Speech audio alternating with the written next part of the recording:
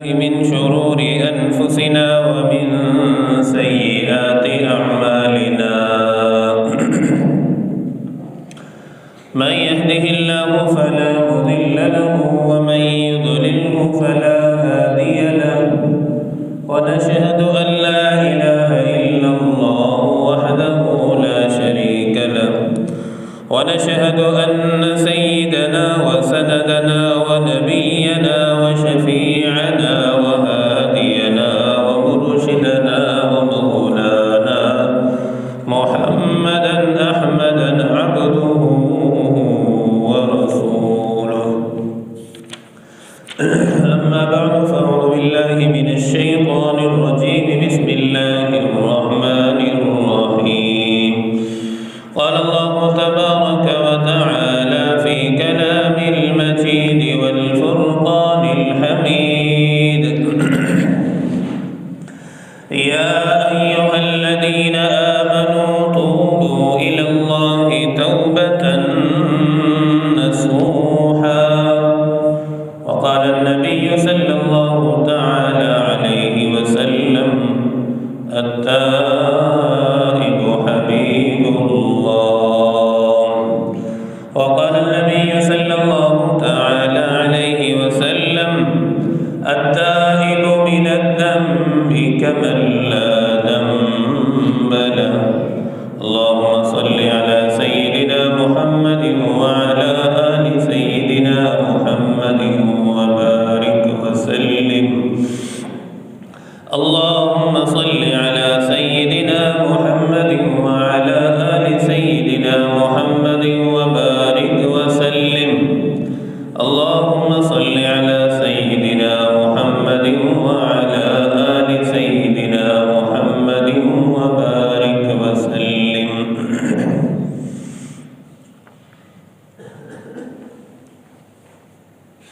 اللہ رب العزت کے حکم کے خلاف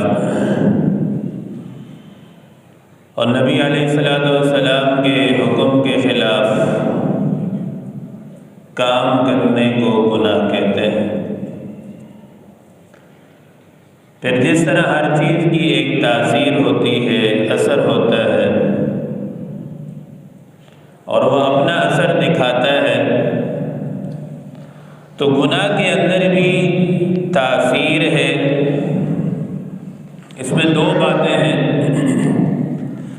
اور دونوں جو ہے پتھر پر لکیر کی مانند ہے۔ گناہ کریں گے تو اس کا وبال سر پر آئے گا، دنیا کے اندر بھی آخرت کے اندر بھی۔ نیکی کریں گے تو سلامتی میں آئیں گے، دنیا میں بھی آخرت کے اندر، دونوں کے اندر۔ اب کوئی آدمی چاہے کتنا ہی کامیابی سے گناہ کیوں نہ کر لے، دنیا میں اسے کوئی بھی نہ دیکھے، جتنی بھی کامیابی سے گناہ کر لے، ندامت اسے ہونی ہے، پریشانی اسے ہونی ہے، اور اس کا عذاب دنیا اور آخرت دونوں میں اس نے سہنا ہے۔ اب یہ الگ بات ہے کوئی یہ کہ جی میں تو چھوٹا گناہ کرتا ہوں، صغیرہ گناہ کرتا ہوں، چھوٹے چھوٹے گناہ سے کیا ہوتا ہے؟ علماء و مشائخ نے بہترین مثال اس کی دی ہے، ہمیں سمجھایا ہے کہ دیکھیں بچھو چاہے چھوٹا ہو یا بڑا ہو، کوئی بھی عقل مند آدمی اس بچھو کو ہاتھ میں نہیں لیتا، کیونکہ بچھو کی عادت ہی کاٹنا ہے، چاہے چھوٹا بچہ ہو یا بڑا ہو۔ تو کوئی عقل مند آدمی اس بچھو کو ہاتھ میں نہیں لیتا، اس لیے کہ یہ کاٹے گا، ایذا پہنچائے گا، نقصان دے گا، اس لیے اسے کوئی بھی ہاتھ میں نہیں لیتا۔ تو چاہے بچھو چھوٹا ہو یا بڑا ہو، اسی طریقے سے گناہ چھوٹا ہے یا بڑا ہے، دونوں طرح سے اس کا نقصان ہے، اور دنیا کے اندر بھی آخرت کے اندر بھی۔ تو قرآن مجید میں اللہ تعالیٰ نے ارشاد فرمایا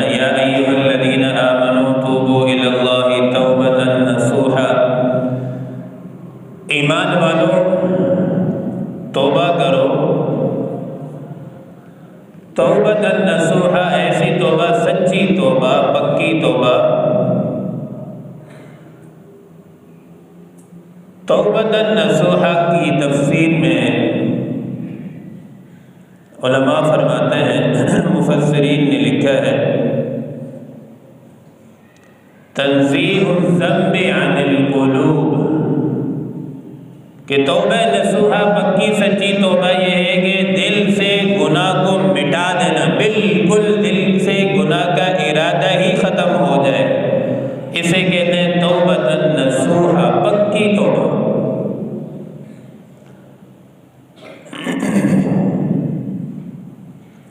اور یہ سب سے مشکل کام ہے کہ دل سے بالکل گناہ کا ارادہ ہی انسان ختم کر دے، سب سے مشکل کام ہے، کیونکہ بہت سارے لوگ اس لیے گناہ نہیں کرتے کہ انہیں گناہ کا موقع نہیں ملتا۔ دل میں گناہ کا ارادہ ہوتا ہے لیکن اس لیے گناہ نہیں کرتے کہ انہیں گناہ کا موقع نہیں مل رہا، یا بہت سارے لوگ اس لیے گناہ نہیں کرتے کہ لوگ کیا کہیں گے، مجھے ذلیل کریں گے، سب کے سامنے شرمندگی اٹھانا پڑے گی، اس لیے گناہ نہیں کرتے۔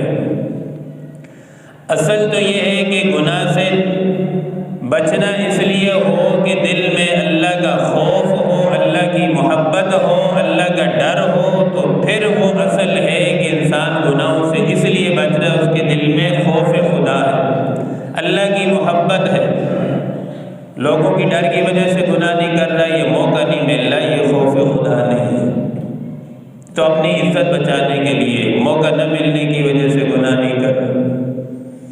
تو توبۃ نصوحا کی تفسیر میں علماء نے یہی لکھا ہے کہ تنزیہ الذنب عن القلوب، دل سے بالکل گناہ کا ارادہ ہی مٹا دے، ختم کر دے۔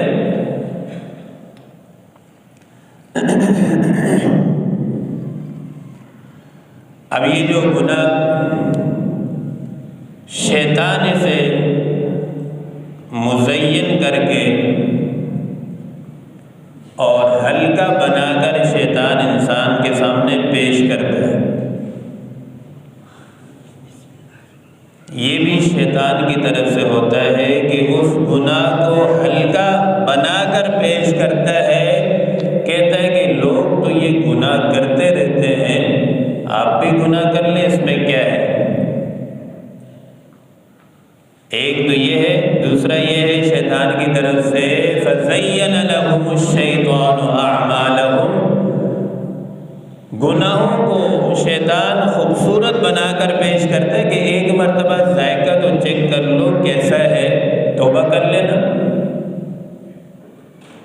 یہ دونوں کا تذکرہ قرآن مجید میں اللہ نے فرمایا کہ شیطان تو ایک تو ہلکا بنا کر پیش کرے گا، اب ظاہر سی بات ہے جو فاسق و فاجر آدمی ہوتا ہے اس کے سامنے تو بڑے سے بڑا گناہ ایسا محسوس ہوتا ہے کہ جسم پر مکھی بیٹھی تھی اٹھ کے چلی گئی۔ جو مومن ہوتا ہے، جس کے اندر دل میں ایمان ہوتا ہے، اس کے سامنے چھوٹا سا گناہ بھی اس کے اوپر پہاڑوں کی طرح محسوس ہوتا ہے کہ اتنی بڑی میں نے رب کی نافرمانی کر لی۔ اصل تو رب تعالیٰ کی عظمت دل میں ہونی چاہیے، اللہ کی محبت دل میں ہونی چاہیے، تو پھر انسان کا گناہوں سے بچنا آسان ہوتا ہے۔ صحابہ کرام میں یہ جملہ مشہور تھا، لا تحقرن من المعروف، لا تحقرن من الصغیرۃ ان الجبال من الحصا، کہ کسی گناہ کو چھوٹا نہ سمجھو، اس لیے کہ ذرات سے مل کر ہی پہاڑ بنتے ہیں اور پھر طوفان پیدا ہوتا ہے۔ اور کوئی گناہ جو چھوٹا صغیرہ گناہ ہے وہ آدمی بار بار کرتا رہے تو وہ گناہ کبیرہ کے حکم میں آ جاتا ہے، اور بڑا گناہ جو ہے توبہ کے ساتھ وہ گناہ نہیں رہتا، اللہ تعالیٰ اسے مٹا دیتا ہے۔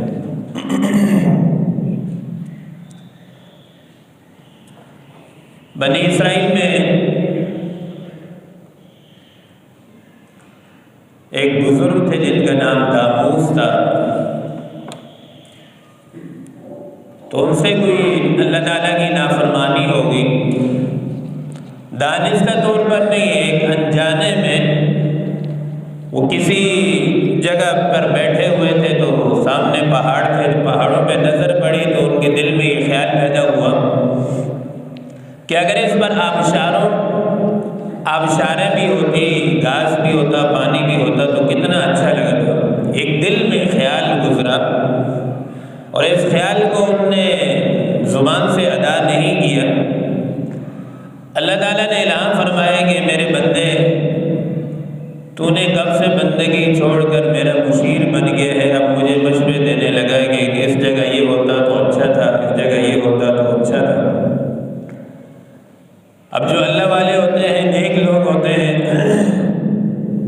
ان سے جب تک کوئی گناہ ہو جائے اور توبہ نہ کر لیں، اللہ کو راضی نہ کر لیں تو انہیں چین نہیں آتا، سکون نہیں آتا۔ کیوں ہے؟ اس لیے کہ ان کے دل میں اللہ رب العزت کی محبت بھی ہوتی ہے، عظمت بھی ہوتی ہے، ڈر اور خوف بھی ہوتا ہے۔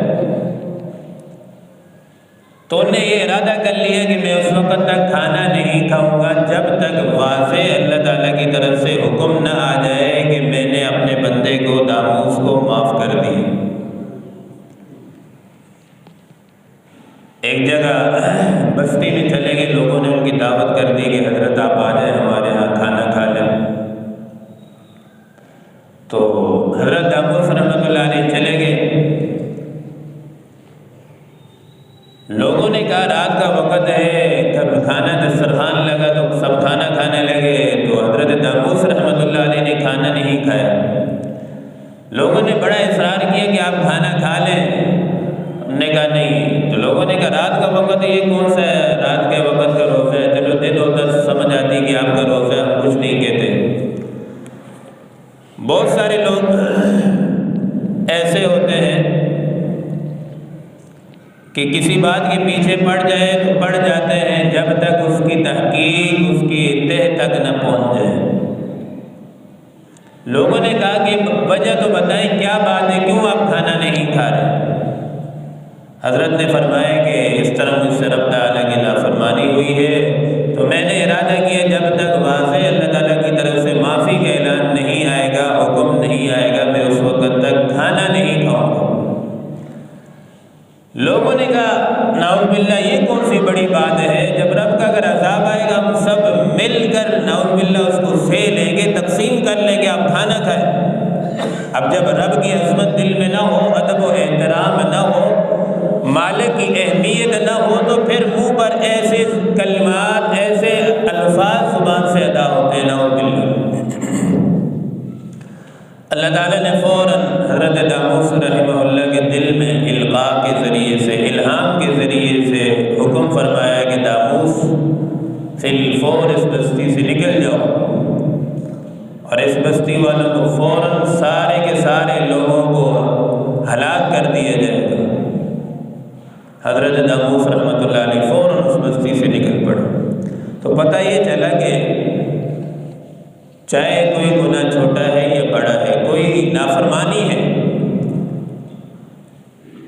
اب جب اللہ رب العزت کی عظمت سامنے ہو تو پھر انسان کوئی نافرمانی نہیں کرتا، ہر نافرمانی سے بچنے کی کوشش کرتا ہے۔ کیوں؟ اسے یہ دل میں عظمت ہوتی ہے کہ اللہ رب العزت کی میں نافرمانی کر رہا ہوں، وہ رب جس نے مجھے پیدا کیا ہے، جو زندگی موت کا مالک ہے، جس کے سامنے میں نے پیش ہونا ہے، جس کے سامنے میرے سارے اعمال پیش ہونے ہیں، میں اس کی نافرمانی کیوں کروں؟ اب ان گناہوں کی وجہ سے عالم مثال میں ہم لوگوں کی شکلیں تبدیل ہوتی ہیں۔ جو انسان جس طرح اعمال کر رہا ہوتا ہے، عالم مثال میں اس کی شکلیں ویسی ہوتی ہیں۔ بظاہر تو دنیا میں ہم انسان گھوم رہے ہوتے ہیں، لیکن عالم مثال میں اس کی شکل ویسی بنا دی جاتی ہے جس طرح کی اس کی حرکتیں ہوتی ہیں۔ اب جس آدمی میں ہرس کی بیماری ہوتی ہے، ہرس اس کو کہتے ہیں کہ جو چیز بھی اللہ کے سب کچھ اللہ نے بہت دیا ہوتا ہے، اس کے باوجود اس کے اندر سے ہرس ختم نہیں ہوتی کہ میرے پاس اور مال ہے، جو بھی چیز مجھے مل جائے فوراً اپنے پاس جمع کر کے رکھ لینا، اس کو کہتے ہیں ہرس۔ تو جس کے اندر ہرس کی بیماری ہوتی ہے، عالم مثال میں اس کی شکل جو دکھائی جاتی ہے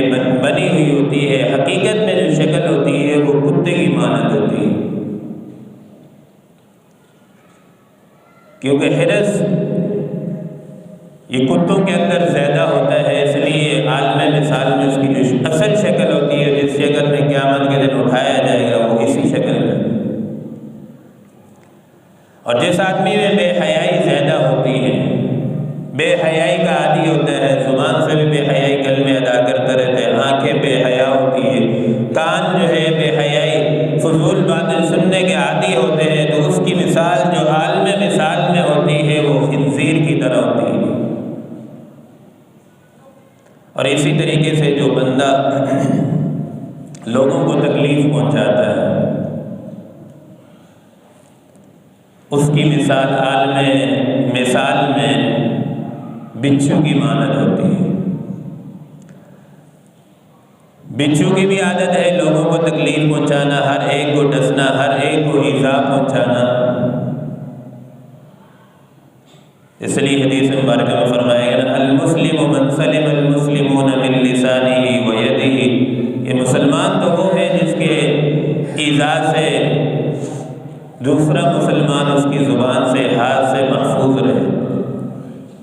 اب اس حدیث مبارکہ میں من لسانہ و یدہ، پہلے زبان کا تذکرہ فرمایا، پھر بعد میں ہاتھ کا تذکرہ فرمایا۔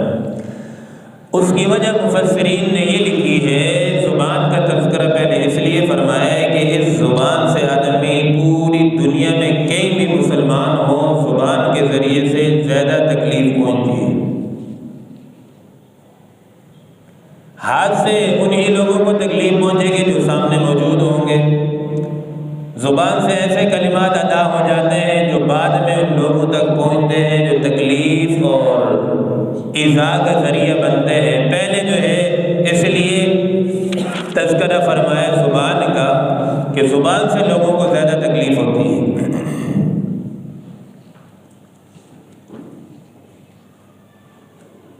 احنف بن قیس رحمہ اللہ، حضرت امیر المومنین سیدنا فاروق اعظم رضی اللہ تعالیٰ عنہ کی مجلس میں تشریف فرما تھے۔ احنف بن قیس یہ تابعین میں سے ہیں۔ امیر المومنین سیدنا فاروق اعظم سے پوچھا کہ جاہل کی تعریف کیا ہے؟ امیر المومنین نے فرمایا کہ جاہل اسے کہتے ہیں جو اپنی دنیا کی خاطر آخرت کو تباہ کر دے، اسے جاہل کہتے ہیں۔ یعنی اپنی دنیا تو بنا لے لیکن اس دنیا کی خاطر آخرت کو تباہ کر دے، حلال و حرام کی کسی چیز کی کوئی تمیز نہ کرے۔ حضرت امیر المومنین نے فرمایا کہ یہ جاہل کی تعریف ہے۔ اور حضرت عمر رضی اللہ عنہ نے فرمایا کہ اجہل جو ہے، جاہل سے بھی بڑا اجہل جس کو کہتے ہیں، بہت زیادہ جہالت جس میں پائی جاتی ہو۔ حضرت عمر نے فرمایا کہ اجہل وہ ہے جو دوسروں کی خاطر اپنی آخرت کو تباہ کر دے۔ اس سے کیا مراد ہے؟ ظاہر سی بات ہے، دنیا ایک آزمائش کی جگہ ہے اور سب ہم ایک امتحان سے گزر رہے ہیں۔ ہر آدمی ایک پرچہ حل کر رہا ہے اور یہ پرچے اللہ رب العزت کے دربار میں پیش ہو رہے ہیں اور ہر ایک بندے نے اس کا حساب دینا ہے۔ کون صحیح پرچہ حل کر رہا ہے، کون خراب حل کر رہا ہے، اس کا پتہ بعد میں ہی پتہ چلے گا جب آنکھیں بند ہوں گی اور حقیقی آنکھیں کھلیں گی اور اپنے رب کے سامنے پیش ہوں گے۔ ہر دن ہمارا یہ جو گزر رہا ہے، یہ ایک پرچہ ہم ہر دن حل کر رہے ہیں۔ ہر زندگی کا دن اور رات خالی نہیں گزر رہا، یہ پرچے ہم حل کر رہے ہیں اور رب تعالیٰ کے سامنے پیش ہوں گے اور اس کا حساب و کتاب ہوگا۔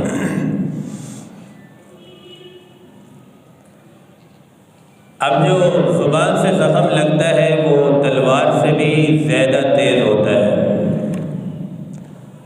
تلوار کا زخم تو یہ ہے کہ کچھ عرصے بعد ٹھیک ہو جاتا ہے، لیکن جو زبان سے لگا ہوا زخم ہوتا ہے وہ صدیوں بعد بھی ٹھیک نہیں ہوتا۔ جراحت السنان لہت طیام، زبان کا لگا ہوا زخم صدیوں بعد، سالوں بعد بھی انسان کو یاد رہتا ہے کہ فلاں نے مجھے یہ بات کہی تھی۔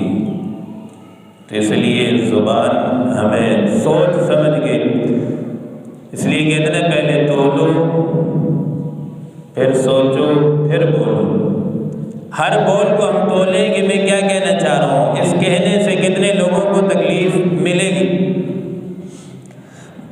بہت سارے گناہ ایسے ہیں کہ ان گناہوں کے بعد بھی ہم کچھ ان سے بڑے گناہ کر لیتے ہیں۔ گناہ تو بے نفسی ہی برے ہیں، لیکن ان کے بعد ہم کچھ اور ان سے بھی برا کام کر لیتے ہیں۔ 4 کام ایسے ہیں۔ سب سے پہلے کام یہ کرتے ہیں ہم، گناہ تو ہم سے ہو گیا، اس کے بعد ہم اس گناہ کو ہلکا محسوس کرتے ہیں، ہلکا سمجھتے ہیں۔ یہ سب سے خطرے کی بات ہے کہ نافرمانی کو ہم ہلکا سمجھیں، پھر اس کو ہر ایک کے سامنے بیان کرتے پھریں۔ بہت سارے لوگ ایسے ہوتے ہیں کہ دیکھو میں نے فلاں کو کتنی ہوشیاری سے دھوکہ دیا، اسے پتہ بھی نہیں چلا۔ اب جن جن کو ہم بتائیں گے ان کو اپنے خلاف قیامت کے لیے گواہ بناتے چلے جائیں گے۔ 4 گواہ تو ویسے موجود ہوتے ہیں، جتنے لوگوں کو ہم بتاتے چلے جائیں گے ہمارا گناہ اتنا ہی جو ہے اس کے خلاف گواہ مضبوط ہوتے چلے جائیں گے۔ دوسرا کام یہ کرتے ہیں، کچھ لوگ ہوتے ہیں کہ گناہ کر کے اس پر خوش ہوتے ہیں۔ اب مومن کی علامت کیا ہے؟ حدیث پاک میں فرمایا گیا کہ گناہ اگر ہو جائے غلطی سے تو اس پر مومن کی علامت یہ ہے کہ فوراً ندامت ہوتی ہے، شرمندگی ہوتی ہے، پریشان ہوتا ہے جب تک وہ توبہ نہ کر لے۔ فاسق و فاجر آدمی کی علامت یہ ہے کہ گناہ کر کے خوش ہوگا کہ میں نے گناہ کر لی، اور اپنے دل میں خوشی محسوس کرے گا۔ تو ایسے آدمی کو سمجھ لینا چاہیے کہ اس کے دل میں ایمان نہیں ہے، ایمان کمزور ہو چکا ہے۔ تیسرا کام ہم جو یہ کرتے ہیں، گناہ کرنے کے بعد کہ گناہ پر ایک گناہ ہماری عادت بن گئی، اب اس کو بار بار ہم کر رہے ہیں۔ جیسے مثال کے طور پر نگاہی لے لیں، ایک مرتبہ ہو گئی، اب اس سے عادت بن چکی ہے بد نگاہی کرنے کی، تو یہ بھی علماء فرماتے ہیں کہ بہت خطرے کی بات ہے۔ بلکہ بعض علماء نے، مفسرین نے یہاں تک لکھا کہ جو آدمی کے اندر یہ 4 عادتیں ہوں گی اسے آخری وقت میں کلمہ نصیب نہیں ہوگا، ایمان کی حالت سے دنیا سے وہ نہیں جائے گا۔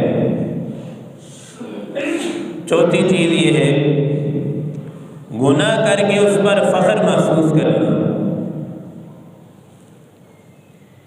ہر ایک کو بتلانا، فخر محسوس کرنا کہ میں نے اتنی کامیابی سے فلاں گناہ کیا، فلاں گناہ کیا۔ اب یہ 4 کام ایسے علماء فرماتے ہیں جن کے اندر یہ عادتیں 4 ہوں گی، وہ اس کو مرتے وقت کلمہ نصیب نہیں ہوگا، کفر کی حالت میں اسے موت آئے گی۔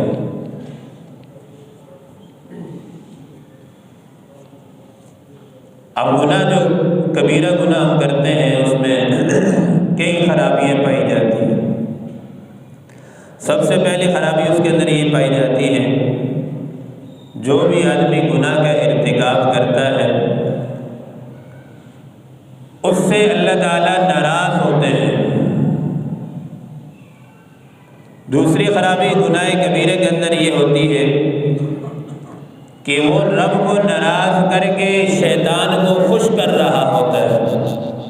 جیسے رب نے فرمایا کچھ بندے رحمان کے ہیں، کچھ بندے شیطان کے، تو گناہ کرنے والا شیطان کو خوش کرتا ہے، رب تعالیٰ کو ناراض کرتا ہے۔ تیسری خرابی یہ پائی جاتی ہے گناہ کبیرہ کے اندر کہ وہ جہنم کے قریب ہو جاتا ہے۔ چوتھی خرابی یہ پائی جاتی ہے گناہ کی وجہ سے انسان کے اندر یہ بربادی آتی ہے کہ وہ جنت سے دور ہو جاتا ہے۔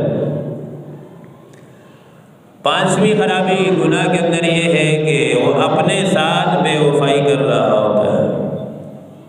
وما ظلمناهم ولكن كانوا انفسهم يظلمون، گناہ کی وجہ سے انسان کسی پر ظلم نہیں کرتا بلکہ اپنے اوپر خود ظلم کر رہا ہوتا ہے، اپنے آپ کو خود جہنم کا مستحق بنا رہا ہوتا ہے، تو اپنے ساتھ بھی بے وفائی ہے۔ چھٹی خرابی یہ ہوتی ہے کہ اپنے نفس کو اپنے جسم کو وہ ناپاک کرتا ہے، چونکہ گناہ نجاست کی مانند ہے۔ تو جب آدمی گناہ کرتا ہے باطنی لحاظ سے، روحانی لحاظ سے انسان ناپاک ہو جاتا ہے۔ آنکھ سے گناہ کیا تو آنکھ ناپاک ہوگی، کان سے گناہ کیا تو کان ناپاک، ہاتھ سے گناہ کیا تو ہاتھ ناپاک ہو جاتا ہے۔ اسی طریقے سے انسان کی سوچ ہے۔ اب سوچ سے اگر آدمی کسی تصویر کو دل میں بسا لیتا ہے اور اس کو سوچتا رہتا ہے، اس سے لذت ملتی ہے، تو یہ سوچ کا گناہ ہے، سوچ کا گناہ ہے یہ۔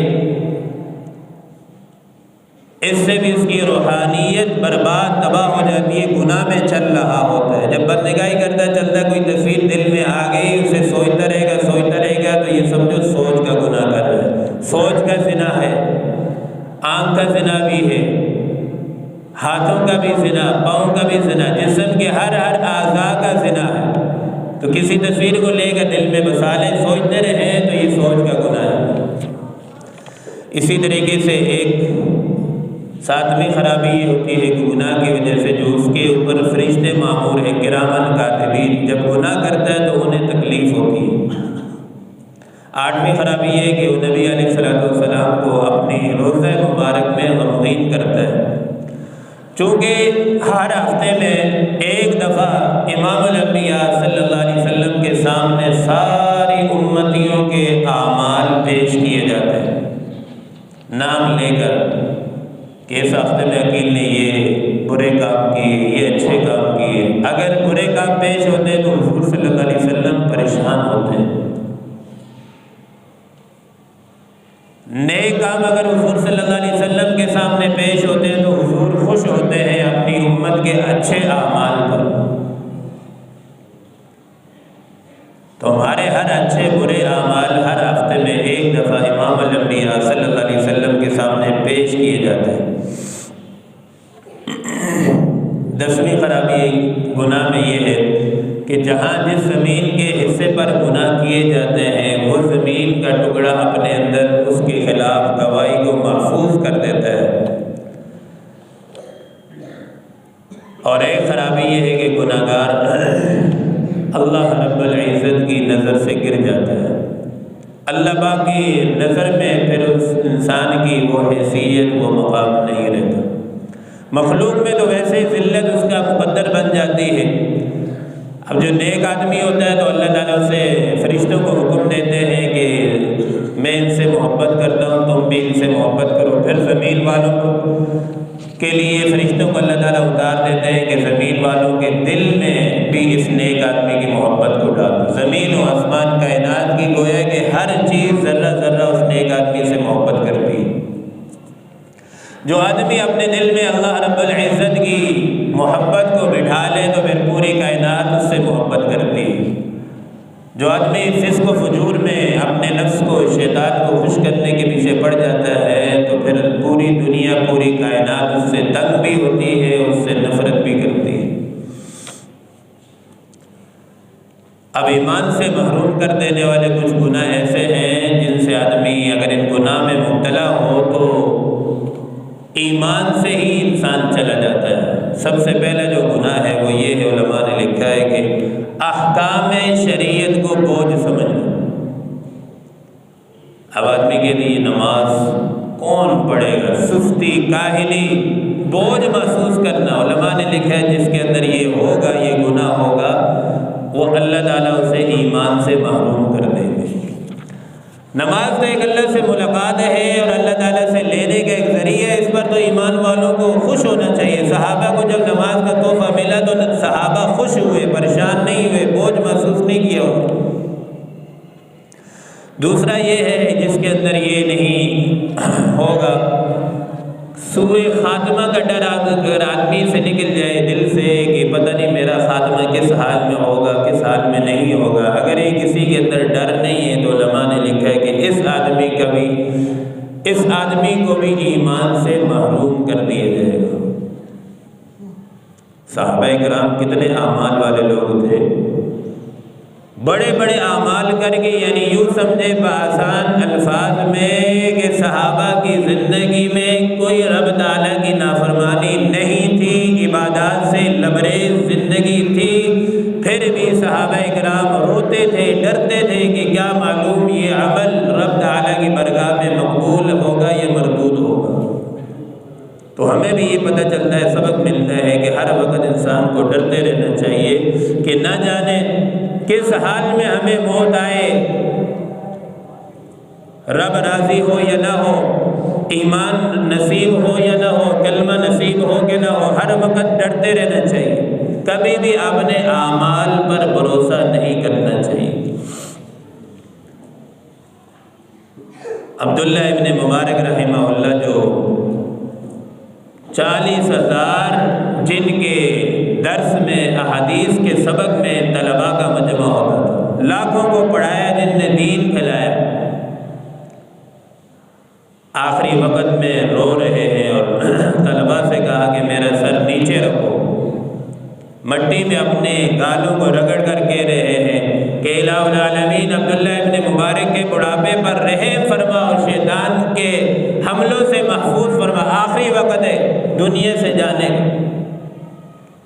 اس سے بھی آگے چلے امیر المومنین سیدنا فاروق اعظم رضی اللہ تعالیٰ عنہ، جن کو دنیا میں بشارت مل چکی ہے، چونکہ رب تعالیٰ بے نیازی پر آ جائے تو بلعم باعور جیسے جنہوں نے 400 سال عبادت کی، جب بے نیازی پر رب تعالیٰ آ جائے دھتکار دے تو رب تعالیٰ کو کوئی پوچھنے والا نہیں ہے۔ تو فاروق اعظم جن کو دنیا میں امام الانبیاء صلی اللہ علیہ وسلم کی زبان مبارک سے ایک دفعہ نہیں کئی دفعہ بشارت ملی، اور آخری وقت ہے، حضرت عبداللہ ابن عمر کے سر پہ گود رکھا ہوا، گود میں سر رکھ کر حضرت عبداللہ ابن عمر سے کہا کہ میرا سر نیچے رکھ دو، زمین پر رکھا، مٹی میں رگڑ رہے، اور کیا جملے کہہ رہے ہیں، وَيْلٌ لَكَ يَا عُمَرْ إِن لَّمْ يَغْفِرْ لَكَ رَبُّكَ وَيْلٌ لَكَ يَا عُمَرْ، اے اللہ اگر عمر کے بڑھاپے پر آپ نے رحم نہ کیا تو عمر ہلاک ہو جائے۔